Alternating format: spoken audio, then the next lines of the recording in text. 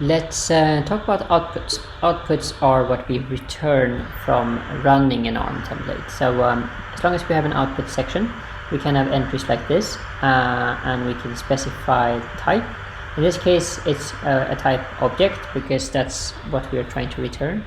Let's try to make this one a little bit bigger. And then it's important that we set a value property. And the value, this is where the magic happens. What we're doing here is to call this built-in reference. And what that one does is to actually look up an entire resource. So just by giving it a resource identifier, we get the whole resource back in runtime.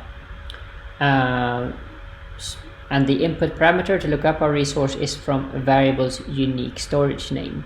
And yeah, we have that one since the last demo. We have kept it, and as we can see, this one is being assigned to the name of the storage account. So what we are doing is to look up the storage account.